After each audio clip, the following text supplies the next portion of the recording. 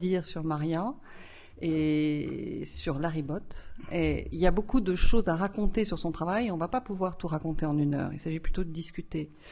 De parler d'abord de la pièce qui est là ce soir et qui est exposée dans la catégorie art visuel, pour dire les choses directement, qui est des Despiegli, qui signifie donc déploiement, et qui est une pièce de 2001 qui réunit sur un même écran des fragments, des allusions, des objets, et presque d'ailleurs tous les objets, puisque tu les conserves au fur et à mesure, ça je trouve ça important, d'une série de pièces qui s'intitulent les pièces détachées et les pièces distinguées. Tiens d'ailleurs c'est un lapsus intéressant. Les pièces distinguées qui ont marqué comme ça le début, qui ont stigmatisé un vocabulaire que tu as redéployé depuis assez souvent et à partir duquel tu travailles. Mais enfin, on est dans le domaine du visuel avec quelque chose qui appartient à l'histoire de la danse et de la performance. Et je veux quand même commencer par parler un tout petit peu de ça. C'est-à-dire que je suis en train de parler de catégories qui seraient d'un côté l'espace muséal, de l'autre l'espace du théâtre, etc.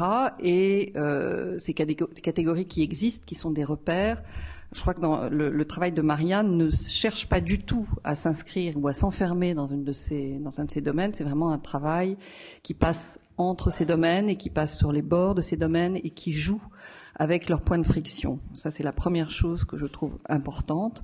Et je trouve qu'aucune discipline ne peut évoluer sans ces points de friction, que ce soit avec la question du sens ou que ce soit avec la question justement de la définition, de la forme.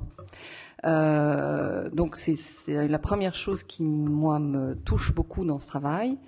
Et puis, pour là aussi refaire une histoire accélérée de ton travail, il y a cette formation chez toi assez brève de danse classique, vraiment, c'est-à-dire cette forme de danse qui est définie par des règles très anciennes, et ces règles sont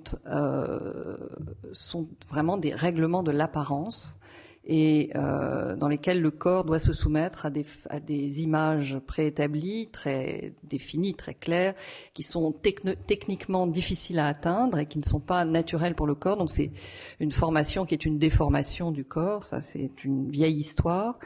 Et ça, tu l'as très vite balayé, mais tu parles quand même encore de ton corps comme une technologie. Tu m'as dit l'autre jour, c'est de la technologie, c'est comme le corps. C'est-à-dire qu'il y a une capacité de ton corps à produire des mouvements et des gestes qui est très importante. Tu n'es pas une performeuse, tu ne travailles pas dans le domaine de la performance pure et simple. Cette énergétique-là, elle est décisive. Et alors que dans la danse classique, il y a cette idée de s'identifier à des modèles, tout ce que tu fais est un travail de désidentification à des modèles que tu connais, que tu as repérés, qui sont repérables, mais il y a une sorte de distance prise à chaque fois ou même de destruction des modèles faite avec une sorte d'ailleurs de joie de vivre et de désinvolture très particulière.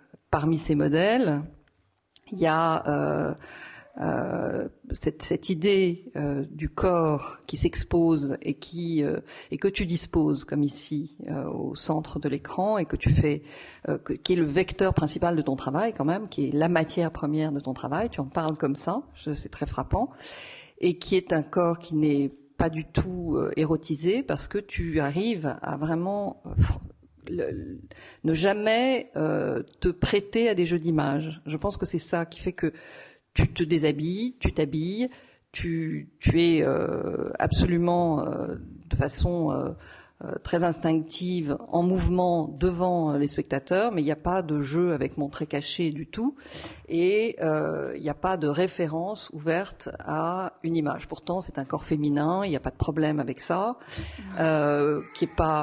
tu ne t'en débarrasses pas de cette question-là non plus. Et ça, je trouve ça vraiment très intéressant.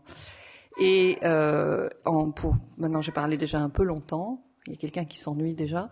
Donc, pour résumer les choses, je pense que tu t'attaques très directement à une succession à l'ordre symbolique, à un ordre des choses très établi, et que tu le sapes hein, et tu le testes et tu joues avec ça. Et donc, il ne s'agit pas de faire de la danse ou de faire de la performance ou d'entrer dans les arts visuels. Il s'agit à chaque fois de défaire des hiérarchies, de redisposer des choses, des outils, des gestes, éventuellement des traditions, avec beaucoup d'appétit et avec beaucoup d'allégresse aussi. Ça, je pense que on l'a tous vu, ça se voit sur ces images. Donc, avant de reparler de la vidéo, et puis on regardera tout à l'heure, ça va être une deuxième partie, on regardera un petit extrait de film. Je voulais que tu me répondes sur cette idée des hiérarchies, un petit peu. Oui. Et de ce que tu veux faire entre la danse et ce que tu nous montres aujourd'hui. Et oui, tu as compris ma question? Si. Bon. Je crois oui.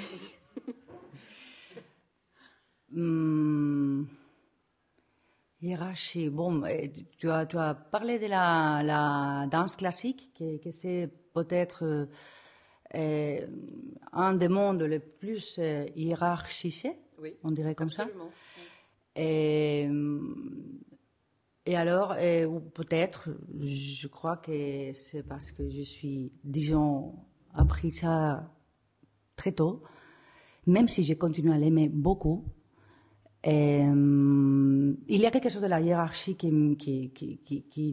peut-être je ne suis pas autant hiérarchicale. Mais ça, c'est un truc, ouais. Après, je crois qu'avec les pieds distingués, peut-être c'est le moment que je commence à travailler, disons, cette idée de comment mettre à plat une quantité de choses qui étaient pour moi organisées d'une façon verticale. Et tout l'exercice, bon, pas tout l'exercice, mais une grande partie de l'exercice des pieds distingués a été depuis le début des années 90 jusqu'à la fin à l'année 2000, toute une série de pièces qui comportent les 34 pièces des années 90 qui essayaient de mettre ces hiérarchies à plat. Une hiérarchie par rapport à quoi? Par rapport à, d'abord, par exemple, les corps, comme les corps de moi, que c'était l'interprète, l'auteur et tout, mais bon, c'était les corps qu'il y avait plus près de moi, plus à la main, on dit en espagnol, à la mano, non? Quelque chose de très, que je ne devrais pas partir, ni même passer par la hiérarchie de chorégraphe, interprète, musique, tal. Alors, c'était une des premières hiérarchies que j'ai enlève de ma vie avec les pièces distinguées. Je travaille pas avec des collaborateurs. C'est pas une idée de devenir la seule auteur. Non, c'est pas du tout dans ce sens. C'est dans un sens de comprendre comment je peux mettre à plat cette hiérarchie. Alors, d'abord, je commence avec ça. Je commence à travailler seule. Ça ne veut pas dire que je commence à réfléchir et à travailler seul. Après, toujours il y a des collaborateurs, toujours il y a des copains, toujours il y a des gens qui t'aident énormément, toujours il y a des gens avec qui tu parles et tu discutes. Alors c'est très. Mais finalement, le cœur du travail, c'était seul dans les studios. Alors ça, c'est une des premières façons, disons, de parler de hiérarchie. Après, entre les objets, les textes, les lumières, les robes, les machins, une autre hiérarchie qui s'établit énormément, c'est tout a les mêmes valeurs, même mon corps. Alors, ça, une autre hiérarchie qui commence à s'aplatir. Je parle vite des 10 ans de travail, où toutes ces choses commencent à se mettre dans un truc horizontal, je l'appelais. Que c'est finalement, oui, changer la façon de penser verticale et pyramidale, des fois, par rapport à des pouvoirs, ou à un truc beaucoup plus plat et beaucoup plus horizontal. Par exemple, Despliegue, c'est un exemple de ça, et comment cette verticalité rentre dans un plan. Littéralement, on le voit. Même s'il y a un fond dans ce plan, non? Dans cette horizontale, dans Despliegue, il y a un fond qu'on comprend que c'est le volume que la virtualité ne peut pas nous donner. Bon, mais ça. Oui, il y a un arrière-plan et un premier plan, oui, quand même. Claro, oui. il y a un fond. Oui. Mais quand même, c'est un essai aussi de ça. Un essai ou une autre façon de travailler ça. Alors, les objets, le corps, il va dans les objets, et peut-être c'est ça. Ah non, et après, il y a les spectateurs, bien sûr. Alors, il y a les trois, je crois qu'ils sont les trois, peut-être maintenant, je vois, non? La solitude, disons, les objets et les spectateurs. Que c'est finalement ça que j'ai réussi à comprendre, faire voir à Still Distinguished, que c'était la dernière série des pièces distinguées, que c'était l'année 2000, où les gens étaient avec moi en lumière, et j'ai toujours dit que la hiérarchie était complètement abolie. Et leur corps, mon corps, leur sac, sa position, il n'y avait pas de direction, il n'y avait rien. Les sons partaient de la tête, enfin, de sol, parce qu'il y avait des speakers, même les haut-parleurs, les avait fait Daniel Demont, un grand collaborateur à moi, qui a travaillé avec moi beaucoup des années. Il a fait 10 ou 12 haut-parleurs qu'on mettait par terre pour même les sons partaient des sols. Alors tout était vraiment aplati, tout était là. Après, c'est venu l'invitation de Life Culture à la Tate, ils m'ont dit si je pouvais faire tous les pièces distinguées avec cette disposition de Still Distinguished. Et c'est là où j'ai mis les objets contre le mur avec la tape. Parce qu'il y avait besoin d'enfermer ce théâtre qui s'est déployé au fur et à mesure des séries de pièces. La première série de pièces distinguées était dans une boîte noire, que c'était les 13 pièces distinguées. La deuxième série de pièces était dans une boîte plat, verticale et plat. Alors, je jouais toujours comme ça. Et le corps, il devenait aussi un truc plat, où on collait, dessinait, cachait.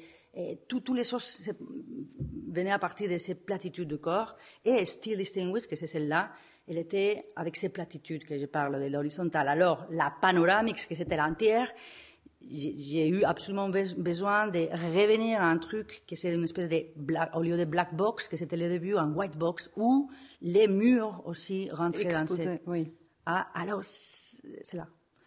Et là, encore, même si les choses elles étaient collées contre les murs, la hiérarchie, elle était plate, parce que les gens, les publics, les spectateurs, ils n'avaient pas vraiment une direction à aller, ni rien. Et alors, j'ai réussi en 12 ans, ou 13 ans, à donner cette platitude que j'ai cherchée. Et en fait, ce qui est intéressant, c'est que c'est un travail dans l'espace, sur la mise à plat. Donc c'est vraiment une torsion de l'espace, où on est à la fois dans le volume, tu bouges, tu respires, tout le monde doit se pousser. Alors les pièces distinguées, elles sont donc évoquées dans la pièce qui est ici, mais c'est des pièces à part entière, qui sont donc une série de pièces brèves qui ont fait l'objet d'une transaction sans aucune trace avec des acheteurs qui sont les propriétaires et qui figurent toujours à côté du titre de la pièce distinguée. Je crois que c'est important aussi de se souvenir de cette procédure. Marianne ne connaissait pas le travail de Philippe Thomas et des ready-made appartiennent à tout le monde, où l'acheteur signe la pièce qu'il achète quand elle a fait ces pièces-là. Mais par contre, Tino Segal, lui, connaissait le travail de Maria quand il a commencé son travail où il dématérialise systématiquement les œuvres, où on peut pas faire où il n'y a pas de traces non plus. Donc ça, c'est une parenthèse. Mais il y a un vrai travail donc de torsion de l'espace entre cette mise à plat, cette hiérarchisation, et puis quand même un espace commun, respirable, collectif, partagé, où tu es seul, tu agis seul, mais toujours en face de quelqu'un d'autre, de spectateur, que d'ailleurs finalement tu finis par filmer. Ça, c'est une pièce récente. On en reparlera tout à l'heure. Auquel tu proposes au fond, une sorte d'opération de détournement du regard. On te regarde comme danseuse au départ, ou comme performeuse, et ce que tu vas faire ne va jamais conduire ni à t'admirer par rapport à des critères habituels, ni à admirer ta virtuosité. Ça va conduire à des événements. À chaque fois, tu provoques des événements. Et tu provoques des événements avec des choses, avec des choses qui renvoient à du sens, qui renvoient à des choses de la vie. Par exemple, tout à l'heure on parlait de cette couverture de survie qui apparaît dans des Spiegel et qui pour nous est un objet qui est associé à... En fait, on couvre les gens l'hiver quand ils dorment dans la rue avec, ou on s'en sert dans le sport, dans la montagne, etc. Et Maria me dit, pour moi, c'était un objet qui était totalement lié à l'histoire des attentats en Espagne, de l'ETA, puisque c'était comme ça que les policiers recouvraient les corps après les attentats. Donc c'était un signe de mort, un signe de violence et absolument rien d'autre. Ce que nous, on ne déchiffre pas forcément exactement de la même manière, mais l'histoire de ton pays, les années que tu vis après la Movida, etc., où tu commences à faire ces performances, rentrent dans ton travail. C'est pas du tout quelque chose. Tu travailles pas juste sur la forme. Je pense que c'est important de s'en souvenir. Donc, tu fais une sorte d'espace très particulier. Tu reconstruis une scène où le spectateur est totalement partie prenante, même si on l'invite pas à participer non plus. Tu t'intéresses pas à ça, à la participation du spectateur. Pas du tout. Non, pas du tout. Ouais. Bon, pas dans une façon active, disons physiquement active. Oui. Mais le spectateur, il est toujours très participant. Oui, et toi, tu l'observes aussi. Tu t'intéresses à ce qu'il fait. Voilà. Juste pour revenir, alors, cette histoire de scène que tu construis, c'est une scène de représentation. Tu t'intéresses à ça. Et une représentation qui évite les images au sens des clichés ou des stéréotypes ou qui détruit les... Donc c'est quelque chose qui est très intéressant pour les arts visuels, justement, où ce sont des choses dont on discute dans les arts visuels. On n'est pas du tout étranger à ces questions-là. Mais avec la danse, tu l'apportes autrement et avec la manière dont tu prolonges la danse avec la vidéo. Est-ce que tu es d'accord pour qu'on regarde Mariachi maintenant, avant d'en parler ? Oui. Alors, Mariachi, c'est une pièce de 2009 dont on peut regarder qu'un tout petit bout parce qu'elle dure 45 minutes ou quelque chose comme 25. ça. 25. Ah oui, j'exagère. C'est des Spiegel. Et qui prolonge le travail commencé avec des Spiegel et de façon peut-être plus aboutie. Cette recherche sur le rapport entre l'image vidéo. Bon, je dirais que c'est beaucoup plus complexe, bien sûr, voilà. Parce que des Spiegel, on voit une caméra dans la main, que c'est une constante que je fais toujours avec la vidéo, la caméra dans la main. Et après l'autre, elle filme depuis à haut. Alors, je crois qu'ici, à Mariachi 17, le numéro, c'est très important parce que c'est le numéro de la prise. Oui. Et Mariachi 17, c'est le même exercice, 10 ans après, où j'arrive, je crois, à mettre les deux visions ensemble, sans hiérarchie, encore une fois. Ça veut dire qu'on passe d'une vision subjective à une vision objective, caméra objective ou subjective, sans hiérarchie. De manière continuelle. Continuelle et sans savoir quand est-ce qu'elle va passer. Et alors, on voit les êtres, l'individu, l'individu, que c'est une femme, ce sont 3 femmes. Moi, je suis la dernière, Marie-Caroline la première, Delphine Rosset la deuxième, et moi, je suis à la fin. On voit des fragments du corps, des corps entiers des fois, mais qu'est-ce que je voulais dire? C'est qu'il n'y a pas d'interruption entre...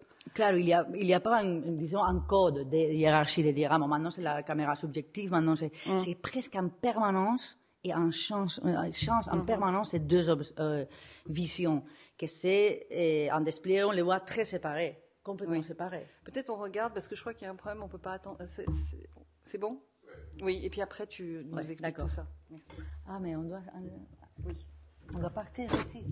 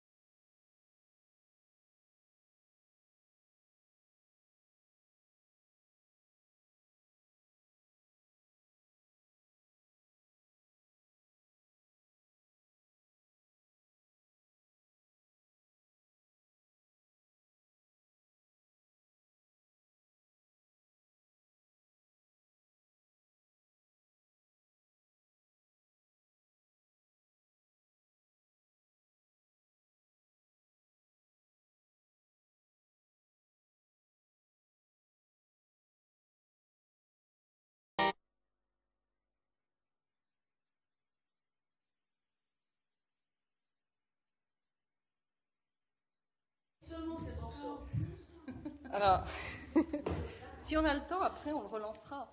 Si c'est toujours calé. Ouais, moi je suis tout à fait d'accord. Bon, cela dit, c'est un peu dommage parce qu'on a raté le début. C'est montré comme un extrait, c'est pas montré comme. Il faudrait reprendre au début si on voulait le montrer vraiment. Ouais, c'est une tout, construction. Je sais pas, je préfère que tu en parles d'abord, puis après. Ce que tu expliquais de la manière dont tu as construit ce film-là par rapport à Despiègle, qui est une construction très simple, très lisible, très déchiffrable, avec un arrière-plan sur lequel tu vas disposer différents temps de ton travail, au travers des objets, mais au travers des gestes que tu reconstitues, etc. Là, on est dans une dimension tout à fait différente. Bon, plus complexe, mais pas tout à fait différent. Et je commence pour faire Mariachi 17, je commence comme j'ai commencé avec Despiègle, par l'espace. Alors, à Genève, je suis produit par la Comédie de Genève, qui ont un magnifique théâtre, c'est celle-ci, qui s'appelle la Salle Cecilia. Et c'est un ancien théâtre, on voit l'arc, on l'a vu là, un magnifique. Et c'est un lieu magnifique pour travailler. Alors, je commence avec ces lieux, et j'ai l'espace 2 mois. C'est immense, beaucoup de temps, vraiment, c'est un luxe total. Et dans ce moment, je voyage à Madrid et je vois la destruction brutale qu'il y a dans l'autoroute. Tous les bâtiments sont sont en arrêt. Alors, toute l'autoroute, elle est avec des bâtiments en arrêt de construction. Alors, c'est comme si c'est la guerre. C'est les 2009. On est en 2009 ou 2008. C'est le début de la crise. Mais ça, c'est un truc vraiment dur. Alors, je parle avec ma sœur, qui est architecte, et je lui dis, c'est impressionnant comme toutes ces photos accompagnent moi et on fait des photos de cette destruction brutale, que c'est une espèce de guerre qui m'impressionne énormément et que ça va me servir énormément pour mon film. Je ne sais pas qu'est-ce qu'il était en train d'avoir dans la tête, mais je savais que ça, c'était très important. Alors, elle me dit, j'ai un architecte qui est très bon, qui a beaucoup de photos, c'est beaucoup mieux que moi. Et je parle avec Miguel de Guzman, il me montre beaucoup de photos, et beaucoup de photos sont des théâtres en construction. Alors, je prends tous les théâtres en construction où on voit parfaitement dans les photos la scène. Alors, on voit beaucoup de cadres de scène. Le cadre de la scène et tous sont en construction. Ce sont des immenses auditoriums qu'ils étaient en train de faire en Espagne. Et il a fait les photos de tous ces auditoriums en construction. Alors, avec ça, je les amplifie énormément dans des photos énormes, gigantes, et je les mets par terre. Alors, je commence par là, et après, je parle avec les directeurs techniques de lieu, ils ne me laissent pas sortir les choses de le théâtre, parce que c'était un stockage aussi. Chose qui, en principe, c'est comme, que mal, mais c'était très bien. Parce qu'il y avait beaucoup d'éléments qui étaient là, que je ne pouvais pas les sortir, que c'était immense, comme des escaliers, toutes les choses qu'on voit dans les films, c'était des choses qu'il y avait dans les théâtres que je ne pouvais pas sortir. Des tablons, des bois énormes, des portes, tout. Alors, je commence à coller tout contre les murs, parce que le théâtre, bien sûr, il était noir. Et pour parler de la figure qui bouge avec la caméra dans la main, j'ai besoin d'un fond. C'est clair, s'il n'y a pas un fond couleur qui bouge, la figure, on ne la voit pas. Alors, j'ai besoin de remplir les fonds. Et le remplissage des fonds, c'est une bêtise, finalement. C'est comme, alors, je dois les remplir avec n'importe quoi. Et c'était génial, tous ces objets horribles. Et avec les photos par terre. Et la seule chose que j'amène aussi, c'est énormes miroirs qui vont me changer complètement l'espace.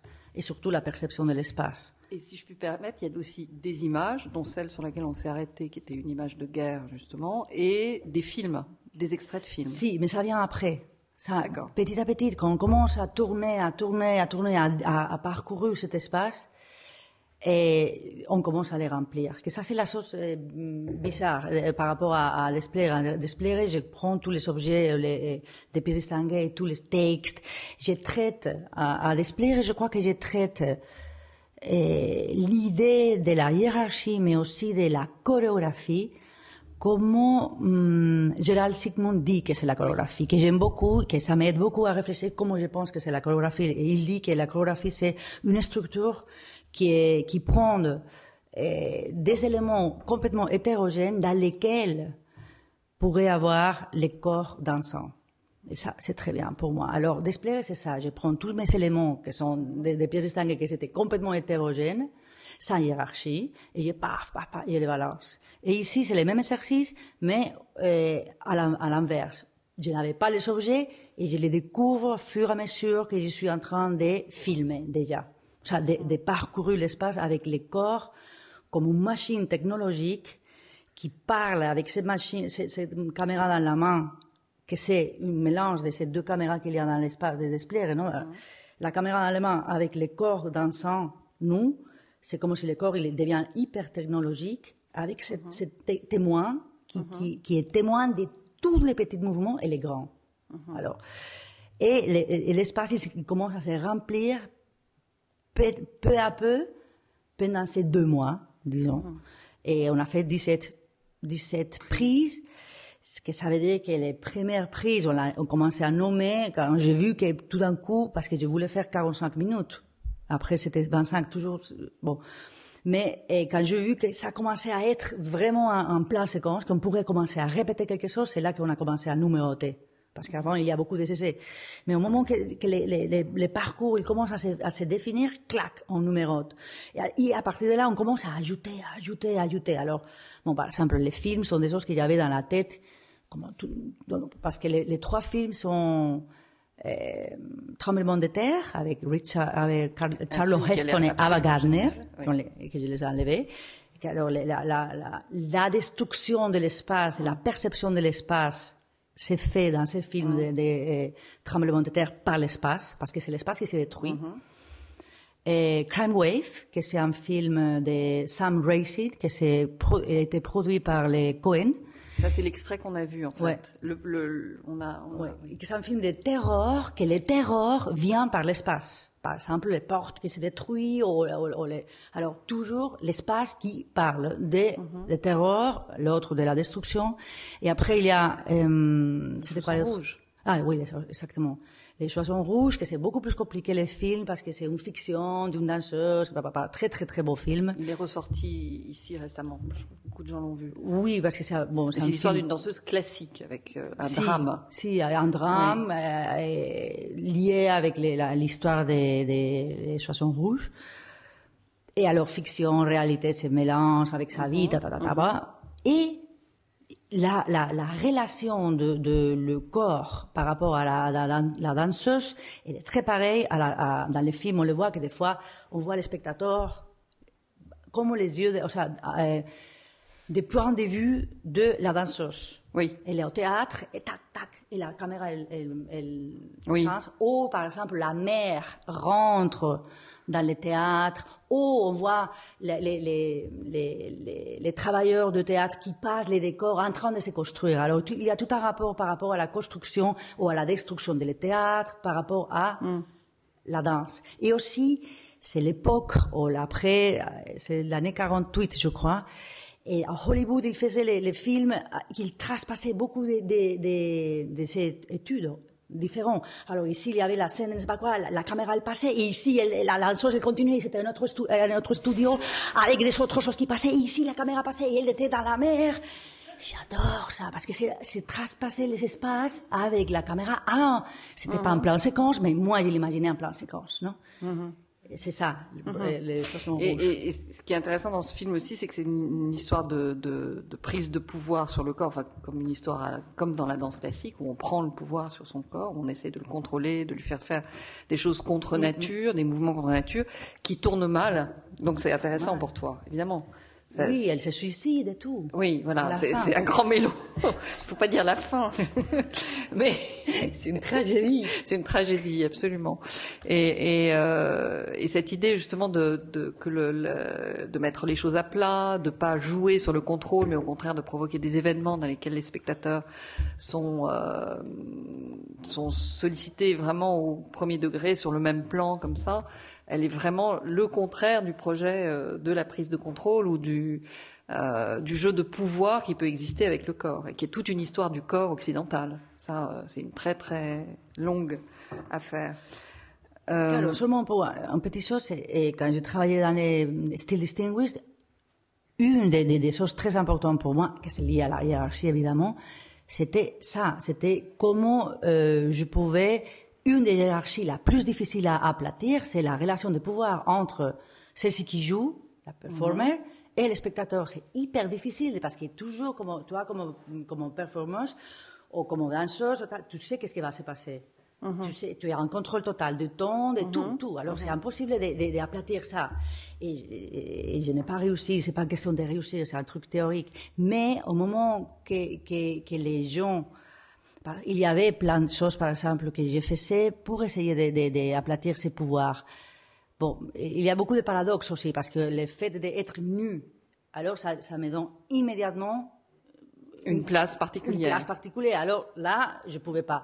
Mais par exemple, si j'étais plus doux, beaucoup plus douce que normal, ça relaxait les trucs. Si j'étais, il y avait plein de choses que je pouvais faire, réfléchir, et beaucoup, maintenant je me rappelle pas parce que ça fait un bon moment, mais qui essayaient toujours de mettre à plat aussi les pouvoirs. Il y a quelque chose, quand tu quand on te voit performer comme ça ces pièces-là, on pense au burlesque par moment, pas tout le temps, mais il y a pas mal d'allusions au burlesque. Et le burlesque, c'est un genre que le cinéma a repris parce qu'il permettait d'exprimer ou de permettre aux spectateurs de cinéma les premiers spectateurs de cinéma, vous le savez sans doute, étaient totalement effrayés par ce qu'ils voyaient. Ils n'avaient pas l'apprentissage ou l'habitude qu'on a du cinéma. Donc se voir tout d'un coup, voir sa propre image transposée sous forme d'ombre et de lumière comme ça sur un écran, ça pouvait avoir un aspect terrifiant. Donc il fallait d'une part les soutenir, leur raconter. Il y avait des bonimenteurs qui racontaient ce qui se passait pour être sûr que tout le monde puisse faire cette translation incroyable entre le volume et l'écran. Et puis on dit souvent que, il y a même un livre formidable qui a été écrit là-dessus, sur la manière dont les burlesques étaient là pour exorciser l'angoisse du spectateur de se voir transformé en ombre. Et donc le corps burlesque qui s'agite ou en tout cas qui ne se prend pas au sérieux ou qui montre ses faiblesses ou qui montre sa désarticulation, qui se défait devant nous, qui provoque des catastrophes, par exemple le tremblement de terre, ça va dans ce sens-là, c'est un des à quelque chose qui compense l'angoisse de la représentation, qui est une angoisse que nous on a complètement refoulée. Maintenant, elle est passée dans l'usage, elle est oubliée, ou en tout cas on la redit, on la place autrement. Et il y a dans ta manière de déambuler, d'être là, extrêmement concentré, mais aussi d'être capable de sourire. C'est-à-dire que c'est jamais dogmatique ou empesé ta manière de fonctionner dans l'espace des performances. Il y a aussi une manière de dédramatiser le corps, de dédramatiser l'identification, qui fonctionne assez bien, je trouve. Et il y a beaucoup d'humour. Enfin, c'est ça que j'essaye de dire aussi.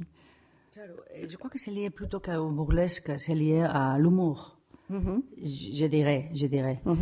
Et l'humour, ça crée un plan d'égalité. C'est pas aussi. C'est déhiérarchisant. Contrairement à l'ironie, c'est toujours ce qu'on dit entre les deux. Oui, c'est vrai. Ouais. Oui, bon, et aussi avec humour, tu peux faire beaucoup plus de choses et dire beaucoup plus de choses que tu pourrais pas sans l'humour. Il échappe aussi à la censure. Il y a beaucoup de choses que l'humour peut faire. Qui ne fait pas si tu ne l'utilises pas. Mais l'humour, comme beaucoup de choses, sont pas des choses qu'on réfléchit énormément. On est comme ça. Oui, ça c'est sûr dans ton cas. Claro, on peut pas parce que les burlesques, on peut les forcer, on peut thématiser tal, mais l'humour c'est une autre chose différente, non? Oui, qui touche, ne sais pas, c'est différent, mais je crois que c'est plus lié à. Et après, il y a toute une série de conséquences par rapport à cet humour qui sont beaucoup plus liées à l'esprit. Et après, si le corps il se comporte d'une façon ou d'une autre, c'est l'esprit qui se comporte. Non? Oui. Pas tout à fait directement le corps. Le corps, il suit. Oui. Il suit un esprit, non? Il y a aussi quelque chose autour de la prise de risque et que tu gères aussi avec beaucoup d'humour, puisque faire une performance, se donner en spectacle devant les autres, c'est un risque, on a toujours peur, etc. On a le trac. C'est la question du spectacle et de la théâtralité. Mais en plus, tu procèdes souvent par plan séquence dans tes vidéos. Hein, c'est ça qui est très important dans celle-ci et dans Mariachi, dont on a vu un morceau. C'est que c'est pas des recompositions. La vidéo, c'est vraiment un enregistrement d'une série d'actions. Et puis si ça marche pas, tu recommences tout. Hein, c'est pas, tu ne fais pas du montage ou très très peu dans tes pièces. Pour certaines pièces très spécifiques, comme celle des spectateurs. Mais là, c'est vraiment la vidéo fait partie de la chorégraphie, c'est-à-dire qu'elle est dans elle prolonge le corps, comme tu l'as dit. Elle rend les mouvements efficaces autrement qu'en montrant le corps. Donc là, le corps est présent, il est constamment présent à l'écran.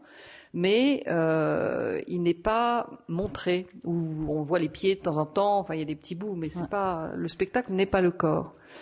Bon, est-ce que le travail de la vidéo, c'est un autre type de travail, je pense. Bon, et il vient quand je découvre que la vidéo, elle peut me servir à témoigner, et ça, témoigner peut-être quelque chose lié à la danse et à la chorégraphie que je ne pouvais pas découvrir avec les autres travails. Alors, la vidéo en plan séquence et avec la caméra dans la main m'aide à parler de cette, de ça, que je crois que je m'approxime beaucoup plus à Mariachi 17 de la danse que jamais de ma vie. Et c'est parce que avec ces caméras, les corps et la caméra, l'espace, tout devient un truc ensemblement. C'est un même truc technologique, assez rapide, léger et efficace, dans le sens de technologique. C'est-à-dire que tu nous entraînes avec toi, enfin, ou avec la personne qui tient la caméra, puisque c'est pas forcément de toi. On est entraîné avec le corps et on n'est pas dans un rapport d'identification par l'image, mais dans l'énergétique au contraire. On te suit. Claro, ça, oui, voilà. Oui. Et en plus, à l'intérieur de ce travail-là, peut-être qu'on remontrera le début tout à l'heure, mais vous avez vu dans le petit passage, c'est qu'on passe d'un espace réel à une projection de film, puis à une image qui ponctue sans arrêt le parcours des danseuses et de toi. Et donc, on passe sans arrêt de l'espace tridimensionnel à l'espace bidimensionnel et d'un espace vécu à un espace projeté. Imaginaire, voilà, oui. Ouais. Donc, tu recouds tous ces éléments composites qui t'aident à faire de la chorégraphie avec le corps. La définition de Gerhard Sigmund, elle marche toujours pour ça. Toujours. Et pourtant, le corps n'est pas le centre. Il n'est plus le centre de la chorégraphie du tout. Enfin, il n'est plus visuellement le centre. Non, mais il est le centre. Il est le centre, mais on ne le voit pas. Voilà, c'est ça on qui les voit est vraiment bien. On les voit à moitié. Oui. Mais il est le centre. C'est la machine la plus technologique finalement. C'est la machine qui permet qu'on peut voir tout cette on peut croire qu'on a l'expérience de la danse. Voilà. On peut le croire. Oui. Oui, alors ça aussi, c'est une autre façon de mettre le spectateur dans une position particulière. C'est que là, tu l'entraînes vraiment avec toi. Bon, ça, c'est une des idées. De parler d'une expérience que pour moi, la danse, c'est une expérience presque abstraite. Et comment on peut... comment on peut parler d'une expérience que c'est complètement personnelle, abstraite et subjective, avec une expérience que c'est l'expérience de regarder, que c'est plutôt chorégraphier et organiser des structures avec des choses très, imagine, je continue avec Sigmund, et des choses très hétérogènes. Alors c'est comme deux expériences, une est complètement objective et l'autre est subjective. Et alors c'est le corps qui avec cette caméra au milieu, amène à mélanger ça et le faire. L'expérience ensemble. Ça dit quelque chose que j'ai dit ou je suis complètement... Moi, c'est le mot abstrait. Parce que je trouve ça pas abstrait du tout. Oublie-toi d'abstrait, c'est vrai. Ça, c'est un truc très personnel. Pour moi, la danse, elle est complètement abstraite. La danse. Ah oui. Ouais, je crois que c'est un truc assez lié à quelque chose, à une pratique presque mathématique ou musicale. C'est très lié à ça. Par contre, c'est pas la chorégraphie. La chorégraphie est quelque chose d'autre. Je vais beaucoup plus vers un truc, comme on dit Gerald Sigmund. C'est une vision, une structure de l'extérieur que tu peux organiser des choses, mais n'importe quelle chose. Il dit ça, je pense qu'il le dit ça pour aider à enlever de l'idée de chorégraphie que seulement c'est les mouvements et les corps qui dansent. C'est pour ça qu'il dit ça, j'imagine. Et ça me sert énormément. Mais, et pourquoi je suis dans cette histoire? Pour la objectif de la caméra avec les corps. Ouais, en fait, tu couds deux formes d'espace et deux formes de regard. J'essaie de comprendre plutôt. Ouais. J'essaie de comprendre. Oui. J'essaie de comprendre, j'essaie de comprendre. Qu'est-ce que c'est ça, qui est la danse ou le chorégraphique avec ces films? Que finalement, j'ai essayé de le faire à Desplier, mais encore c'est trop séparé. Après, encore c'est un peu simple. C'est un peu pas. Et la complication, c'est dans la relation qui s'établit entre toutes ces choses. Entre tous les objets, les mouvements, l'espace, les corps, la vitesse, la mélodie de la musique qu'il faut ramener parce que c'est ça qui te donne les mouvements en avant. Oui. Par exemple, la musique, elle est faite seulement avec des bouts de musique qui ne se répètent jamais. C'est un musicien que je connais beaucoup, que j'aime beaucoup, que je lui ai demandé de faire la musique. Tant mieux qu'il m'a dit non.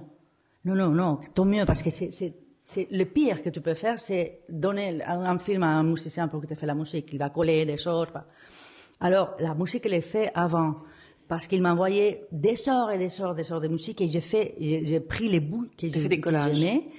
Et toujours, sans répéter aucun bis, parce que des fois, c'était des chansons, avec des bis, Alors, seulement les bouts qui te ramènent toujours à une sensation d'avance. Alors, ça, c'est la bande-son. Et c'est pour ça qu'on on le voit pas mais on l'a, la bande-son ici. Tout est en silence. Complètement. Le tournage, c'était en silence total et c'était lent, parce que tous les mouvements qu'on voit ici, des vitesses énormes. Bon, on parlait d'un film qu'ils n'ont pas vu, hein. Oui. Là, il va vraiment falloir en montrer un bon bout parce que sinon personne ne va nous parler. Mais c'est un film qui va super vite. Et nous, quand on travaillait, on était super lente. Avec une précision brutale. Mais parce qu'on avait la musique ici. Mais de toute façon, on va parler d'autres choses parce qu'ils ont pas vu. Oui, absolument. Mais on peut juste peut-être reparler de cette histoire de composite, en tout cas d'hétérogénéité. Que cette définition de la danse qui parle d'hétérogénéité et qui correspond très bien à ce que tu fais, que ce soit de la danse ou pas de la danse, parce que moi ça m'est un peu égal, mais je trouve ça intéressant que la danse apporte ce genre de choses et c'est d'arriver à réunir des choses quand même très éloignées les unes des autres, à créer des liens entre elles, même des liens, moi je dirais très concrets, en passant simplement d'une image à une autre avec le même vecteur de représentation ou avec le même corps qui se propulse de cette image à cette autre image ou qui les manipule.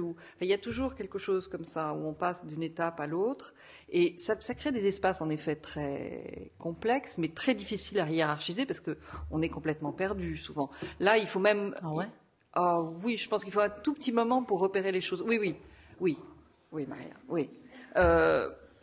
L'installation qui est ici, même s'il y a un arrière-plan très clair, même s'il y a l'horizontalité, la pesanteur, ton corps qui passe, dont les déplacements vont déchiffrer cet espace, on prend un temps pour observer ce qui est en train de se dérouler et on prend un temps pour le déchiffrer, bien entendu. En plus, on est... Oui, mais ça c'est pas complètement perdu, non ? On n'est pas complètement perdu. On peut un petit peu, oui, bien sûr. Voilà, d'accord. Et dans l'autre film encore plus. Je pense que ça t'intéresse quand même un tout petit peu. Et c'est pas une remarque négative du tout, de dire ça. Ce serait peut-être plutôt un effet positif de la chorégraphie de redéfinir un petit peu les relations, les repérages physiques qu'on a par rapport à des espaces ou par rapport à des gestes, des mouvements. C'est plutôt ça qui peut être intéressant dans la danse, non? Si, bon, je ne sais pas si on parle de la même chose. Des fois, j'essaie d'expliquer, je ne sais pas quoi, si c'est la danse ou mariachi 17, que quand les corps des fois, sont les murs qui viennent. Quand tu cours là-bas, c'est pas que tu vas en train de courir, c'est que les murs qui vont venir vers toi. La même chose avec les sols. C'est les sols quand on se jette par terre, c'est pas seulement qu'on fait ça, sinon que les sols viennent. Genre, la perception de l'espace, elle change complètement quand on est en train de danser. Et ça, c'est une expérience assez unique. L'autre, il vient et ça sent. Et l'autre, il vient, il te colle, elle est en sueur. Alors, il y a des choses très physiques et très spécifiques de la danse qui sont très, très, très magnifiques, qui sont liées à l'espace, aux autres et à des choses qui passent. Par exemple, tu t'es départé et ça devient hyper grand. Ouais. Et ça, il y a tout un monde des mouvements et des perceptions que, bon, moi, je trouve que c'est assez touchant de cette expérience de la danse. C'est ça, mariachi. Alors, il est presque 9 heures, donc je propose qu'on regarde le début de mariachi pendant, Oui, je sais pas, 10 minutes. Et après, on parle ensemble tous. D'accord? Enfin, on ouvre aux questions et... Vous êtes nerveuse? Je vois la nervosité. Vous allez être complètement perdu. Pipi. Tu t'endors? Ah, mais quelle horreur. Qu'est-ce que tu veux voir, hein?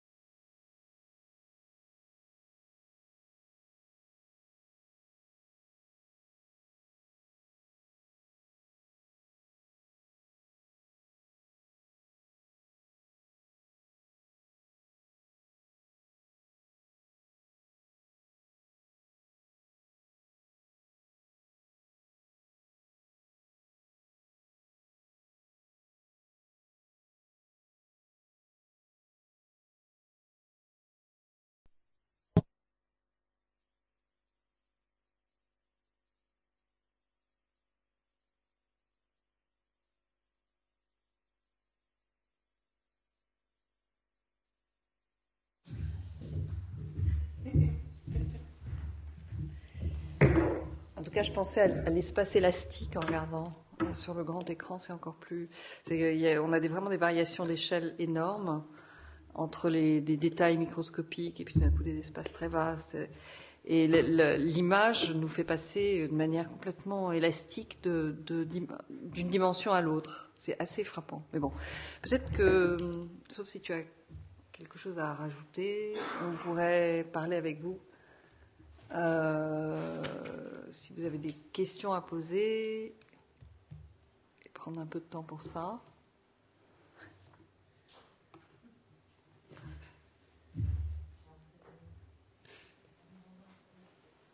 Il y a un micro.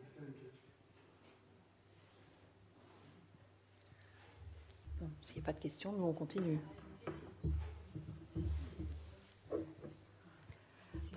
Il y a une question. Alors, la question... Il faudra qu'elle m'écoute. Ok, la question. La question, c'est... à un moment, vous avez parlé d'avoir l'esprit en avant du corps dans la danse ou dans la chorégraphie, je ne sais pas très bien. Donc, si vous pouviez développer ce point, parce que moi, il me semble que les deux ne sont pas séparés, mais... Répétez encore une fois, j'ai pas compris, s'il vous plaît. L'esprit en avant du corps. Moi, j'ai pas entendu. Alors, je sais pas. Mais peut-être que tu as dit ça. Non. Il y a un moment, tu as parlé de l'esprit, en effet. Oui, mais j'ai parlé d'esprit par rapport à l'humour, non? Oui, je crois. Donc, en fait, on n'a pas été cartésienne. L'esprit, je pense pas. Non, mais moi, c'est ce qui me semble. Mais j'ai peut-être mal compris. Mais c'était pas par rapport à l'humour, c'était par rapport au corps. Mais voilà. Mais peut-être j'ai mal entendu ou c'était une précision. Voilà.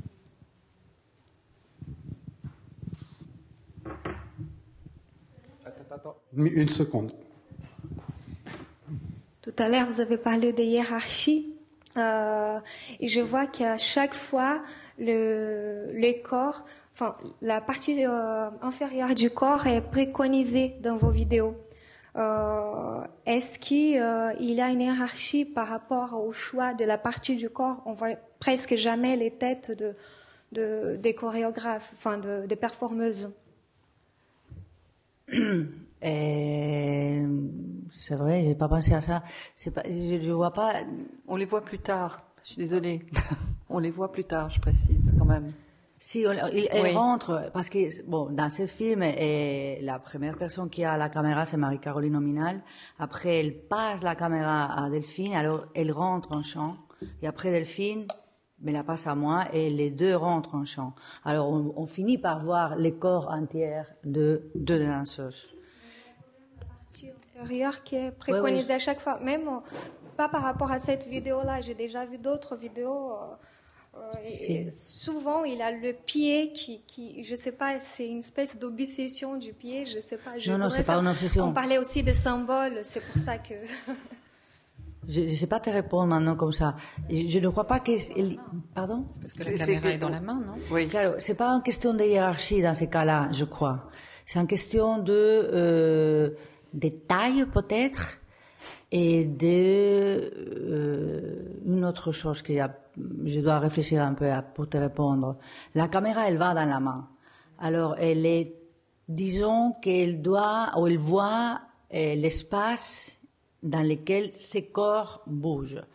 Si on veut savoir si je ne mets pas les corps dedans, par exemple, il y a beaucoup de fois qu'on met les mains et les bras seulement pour te repérer, te rappeler encore une fois qu'il y a un corps derrière ces caméras. Alors, je commence maintenant à te répondre. La vision entre la caméra objective et la caméra subjective, elle s'est faite avec les jambes exactement dans un angle, que c'est celle-ci. C'est celui-là. Ça, c'est le milieu où la doute ou les trucs entre objectivité et subjectivité, elle est posée en permanence. Alors, c'est pour ça que la caméra en permanence, non, la plupart du temps, elle est là. Et après, à partir de ces bases, c'est là qu'elle commence à changer. Par exemple, il y a des fois que si les corps ils se mettent par terre et tout comme ça, la caméra est là, alors on voit ça. Ou il y a plein de fois, ou si elle avance dans l'espace loin, il y a un moment donné qu'on est forcé à mettre quelque chose pour nous rappeler qu'il y a une caméra, un bras, une main, n'importe quelle chose pour revenir toujours à dans ces cas-là, subjectivité. Sinon, on les perd. Alors, c'est pas une question, c'est pas par rapport à la hiérarchie, les thèmes hiérarchie, c'est une autre histoire. C'est par rapport à subjectif et objectivité de caméra.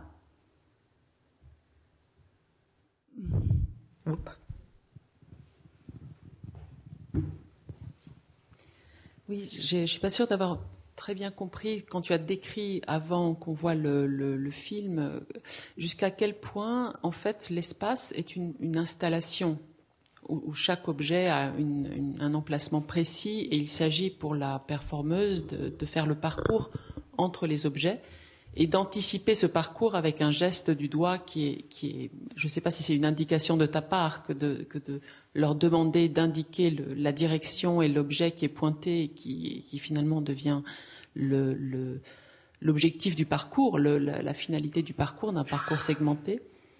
Donc voilà, je ne sais pas à quel point est-ce qu'il y a de l'improvisation, à quel point tout est écrit en termes de parcours dans l'espace et de passage comme ça d'un objet à un autre. C'est un truc tellement écrit que ça m'a surpris, même à moi et à nous. Parce que cette question-là, c'est une question aussi d'échelle. C'est une question d'échelle. La caméra, elle est très petite. L'objectif de la caméra, elle est très petit. N'importe quel mouvement que tu fais comme ça, à la vision, il est énorme. Alors, c'est une question d'échelle entre cette machine, celle-là et l'espace. Et tout le travail qui fait le corps, c'est un travail, c'est pour ça qu'il l'appelle technologique, c'est mettre ensemble ces deux dimensions énormes, qui sont complètement opposées et énormes de distance et d'échelle. Et alors tout est tellement chorégraphié que c'est hyper technique. Et je crois que Marie-Caroline, elle prenait même des pilules pour arrêter elle tremble. Normalement, elle tremble, non? Puis elle prenait des homéopathies pour trembler un petit peu moins, parce qu'elle était stressée, excitée, je ne sais pas quoi. Mais même ça se voit énormément. Parce qu'il y a toujours j'ai pensé que c'est un travail on peut l'appeler corps opérateur, mais il y a un moment donné que j'ai inventé un nom que peut-être c'est pas un bon nom. C'était Steadicam Dancer.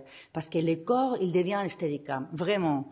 Et l'autre jour, il me disait, ne sais pas qui, ah non, c'est très technologique. Mais c'est exactement ça qu'on fait avec les corps. On fait tous les plans, les piquets, les vidéos, mais avec les corps. Et alors, c'est hyper chorégraphique, hyper écrit, à millimètres. Je peux juste rajouter quelque chose. Je pense quand même, il faut que tu dises que l'installation, elle s'est construite au fur et à mesure. Ça, c'est des choses dont on vient de parler là. Ouais. C'est-à-dire qu'à chaque prise, il y a eu 17 prises, qui étaient 17 plans séquences. Et à chaque fois, il y avait des objets que tu rapportais ou que vous rajoutiez. Ouais. Il y a une sorte de... Donc là, la dernière prise, il y avait beaucoup d'objets, d'images, d'accessoires qui remplissaient l'espace et qui étaient totalement inclus, enfin intégrés dans le parcours. Donc là, il y a la paradoxe de live et de l'enregistrement. Le numéro 17, c'est le numéro de la prise. Mais la vérité, c'est que les jours d'après, on devrait quitter le théâtre. Alors c'est la dernière, parce que si on nous laisse un mois encore en train de filmer, parce que c'est impossible, tu peux jamais finir. C'est comme dans les pièces, dans mes pièces, pas dans les pièces, mais dans mes pièces de théâtre ou dans une salle, jamais il finit. Tous les jours, il y a mais là tu corriges ou tu refais d'une autre façon. Ça c'est le grand truc de l'art vivant, c'est que jamais tu les répètes, même si tu répètes la même chose, c'est toujours. Mais ici, le principe, c'est la même paradoxe. On n'a jamais, la 17, c'est dire 17 fois fini.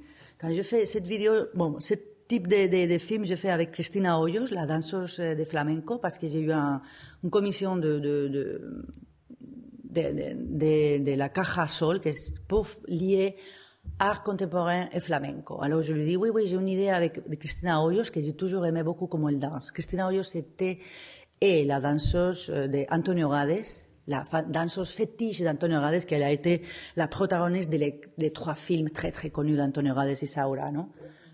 Bodas de sangre, Masha, ¿cómo s'appelle? L'amor brujo et Carmen. C'est les 3 films de Saura et Gades ensemble, etc. Et elle, c'est Cristina Hoyos. C'est une danseuse, c'est quelqu'un d'un truc impressionnant. Et c'est elle. Normalement, les films courts de 3 minutes, je les fais en une semaine, 16 jours, en fait, avec l'interprète ou les danseurs. Avec Cristina Hoyos, elle m'a dit, moi, je te donne 2 jours. Et moi, j'étais comme, bon, d'accord. Elle avait pas le temps. Mais bon, d'accord, 2 jours, j'étais comme, on va pas arriver. À la 19, elle m'a dit, écoute, moi, je le fais plus. Parce qu'à partir de là, ce sont toutes des variations. J'ai tout compris, à partir de là, c'est que des variations. C'est exactement ça. Ce sont que des variations possibles et toutes les variations sont possibles et bien. Alors finalement, les 17, c'est un paradoxe, bien sûr, par rapport à qu'est-ce qu'on enregistre et pourquoi celle-là.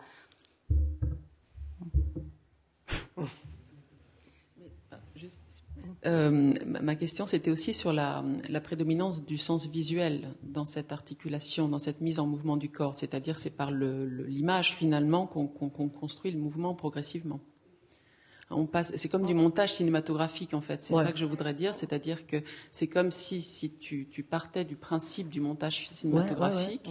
Simplement, c'est le corps qui va faire le lien entre les images. Et on a cette alternance entre des doigts qui montrent des images et des pieds qui, eux, ne montrent rien. C'est-à-dire qu'il y a quand même une sorte d'alternance entre... Mademoiselle a pointé le rôle des pieds. C'est vrai que moi, ça m'a frappé aussi comme des indicateurs, mais qui balayent l'espace sans pointer, alors que le doigt pointe. Et donc, il y a quand même une sorte de verticalisation du corps entre les pieds qui sont simplement dans cette fonction de balayage d'espace comme ça, qui n'est pas forcément... orienté, enfin qui est simplement une sorte de geste de balayage, et puis les doigts qui au contraire ciblent et qui vont vers l'image et la construction de cette succession d'images en fait. Donc, oui, c'est ça, exactement. Oui. Il y a un final avec des pieds verticalisés. Ça se termine par un poirier. Je suis désolée. Et après, ça dépend de la caméra et de la personne. Ça change. Marie, disons que c'est la plus simple dans ce sens-là, et ça commence à se compliquer après avec Delphine, où les pieds on commence à détourner aussi ça. Les pieds sont en haut, et on est à l'envers. La voltereta, on fait des choses où l'espace change aussi avec les pieds et les mains. Et pas tous les choses sont liés, ou sea, signalés autant avec les mains et les bras comme la première caméra. Par exemple, moi, ma caméra, elle va ras sol. Au ras du sol. Ras du sol. Là, tout en bas, je filme tout l'espace, mais là, en bas. Alors, j'avais besoin des genouillères parce que sinon, je ne pouvais pas avec les genouillères. Alors, il y a un bruit qu'on sent, que c'est ma jambe. Parce que, claro, tout ça, il faut le faire très doucement, mais c'est bestial. Mais cette jambe, elle est belle, il faut le faire comme ça. Très délicat. Alors, la main, super, parce que sinon, on voyait comme ça. Alors, tout cette jambe, elle était horrible. Alors, je mettais les genouillères pour la jambe, mais après, je ne pouvais pas mettre les genouillères pour la fin. Alors, il y a un moment donné, que je les passe là, la caméra Delphine, j'enlève les genouillères et là, je la reprends, et on ne les voit pas. Parce qu'on voit que la caméra fait seulement un peu comme ça, non, chose comme ça. Mais tout ça, c'est le monde ou la chose que moi j'aime plus des plans séquences. Que finalement, ça m'intéresse si c'est plan séquence réel ou pas, dans le sens virtuel, virtuosité. La chose qui m'intéresse, c'est toute la logistique et toute l'organisation et toutes les choses qu'il faut faire pour faire un plan séquence. C'est exactement comme quand on fait une pièce de théâtre ou dans le théâtre. Il y a un moment donné qu'on commence, 25 minutes où tout le monde doit être... Et c'est là les plans séquences, c'est là le côté présence, live et toutes les choses qui m'intéressent, et j'essaye de les mettre avec la vidéo. Alors, les plans séquences, finalement, c'est pas grave si on l'a coupé ou pas. La chose intéressante, c'est toutes les problématiques de la genouillère, de passer l'autre, de comment, par exemple, un truc impressionnant dans ce film, c'est la tarte. La tarte, on croit toujours qu'en cinéma, on peut jeter une tarte et que ça va rien passer, non? Parce que tu jettes la tarte, non, parce que ici, c'est le contraire. On n'a pas pu utiliser la tarte. Parce qu'à la fin, parce que si on l'a jeté au début, tous les trucs venaient sucrés. Alors, on ne pouvait pas toucher la tarte et après la caméra et tout était collante. Alors, on n'a pas pu jeter la tarte. Ça, c'est pas lié au cinéma et au film. C'est lié au live. Et c'est pragmatique. Tous ces types de sauces sont les sauces qui m'intéressent pour faire ce type de film. Où le live, il se met à travailler comme le live fait, c'est avec ce type de problèmes. Alors, les résoudre, sont des plans séquences, c'est seulement dans les plans séquences que tu trouves ça. Oui, tu trouves une solution à toute une sorte de questions dans un temps limité et aucune de ces solutions n'a été, ou tu essayes à chaque fois de les inventer quand même. Si, mais là, il vient le paradoxe de le 17. C'est claro, là. Il y a une certaine sédimentation. Surtout, c'est que tu peux la répéter. Tu dis, bon, on le fait demain. C'est là la paradoxe de la reproduction, parce que tu peux le faire demain. Il y a un live, tu le fais demain, mais toujours, ça va changer demain. L'accident, tu les résoudre pas, tu les résoudre pour les films, mais les films, tu peux les refaire. Non? Et la solution live, elle a une autre émotion, parce que tu peux pas les refaire, c'est là. Oui, la vidéo devient un instrument de travail un peu différent quand même. Oui, c'est clair. quand même, toujours. Oui, bien sûr. C'est un instrument de travail. Et les danseurs, ils ne sont pas là, ni nous. Ni l'installation, que c'était immense et bestial. J'ai fait 4 photos et bye, maintenant il a disparu. Toute l'installation, D'ailleurs, tous mes copains, mais pourquoi tu ne fais pas la pièce ici? Non, si c'est une vidéo que je veux faire, c'est un film. Parce que, bon... Oui, ça aurait pu être. Ce que tu veux dire, c'est qu'on t'a suggéré de faire entrer les spectateurs dans l'environnement et de faire la pièce devant eux. Oui. Ça aurait été peut-être mieux que les choses que j'ai fait à la fin, mais c'est pas grave. Non, moi je pense pas. Mais... c'est pas grave. On essaye de trouver des choses plutôt que non. Mais visiblement, tu essayes de trouver des choses, comme tu dis, avec de la vidéo. Enfin là, c'est une chose c'est un médium qui t'intéresse beaucoup, avec lequel tu travailles de plus en plus. Bon, pour ce type d'idées, oui, où j'arrive à tout ça qu'on vient de parler. J'arrive à ce témoin qui est technologique, qui s'approche du corps, qui me permet d'être légère, vite, et plein séquence. Il y a beaucoup, la caméra, elle devient une espèce de prothèse de mon corps qui me permet de parler de la danse et de la chorégraphie de la façon que je peux. Je crois que j'arrive à dire avec quelque ton chose. corps. Ouais. Quelque chose qui est avec, que j'ai trouvé que c'est pour ça que la vidéo m'intéresse. Pas, jamais, par exemple, dans les années 80, on voyait plein de vidéos danse, de stéréotypes. Je n'ai jamais compris pourquoi. Alors je ne le faisais pas. C'est bien. Bon, je ne sais pas si c'est bien, c'est comme ça. Je ne suis pas intéressée à la vidéo comme acte. C'est la caméra qui m'intéresse, à utiliser comme ça. C'est plus personnel que général, on le dit comme ça. Ouais. Oui, c'est très clair. Est-ce que vous avez d'autres questions? Une autre question dans la salle? Dans ce cas, je vous remercie pour cet entretien. Merci beaucoup. Et nous vous invitons à l'extérieur pour un apéritif et vous pourrez parler personnellement avec Maria. Merci.